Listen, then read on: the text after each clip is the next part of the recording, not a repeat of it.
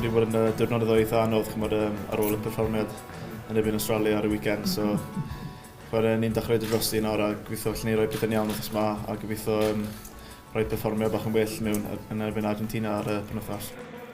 Lot o bois yn rhoi eu llaw lan a ymddiheuro am mistakes ond ni wedi rhoi pethau na tu ôl ni nawr a ni'n edrych mlaen i Argentina. It's going to be a test all round, isn't it? You know, Argentina are a very good side, very strong side. They've shown that in the Rugby Championship, and you know, I think they'll certainly, after our performance on Saturday, they'll certainly come here fancying their chances. And you know, it's up to us to make sure that we play like we can play, and if we can do that, we're more than capable of doing a job on Saturday and winning the game.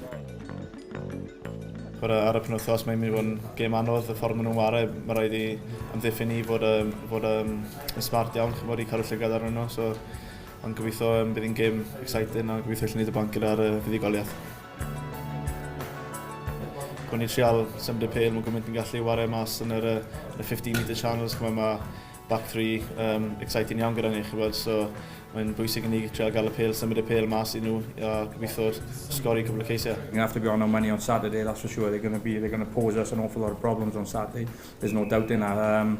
Again, we'd like to get to that point, maybe not as much as what they're doing, with a bit more structure involved in it, but certainly we'd like to be playing the game with as much tempo and with as much pace in it as possible, really. So I think we try and evolve, trying to get better. And I'd say Argentina, to be fair to them, have evolved and improved their game no end over the last maybe 3 or 4 years. So, os ni'n gwrando i gormod beth mae'r byrau newydd yn gweud, ond ni'n gwybod fel chwaraewyr mae'n bwysig iawn i ni i roed y perfformiad fawr mewn wrthos yma. A gobeithio, fi siŵr, allwn ni dy banc gyda fuddugoliaeth.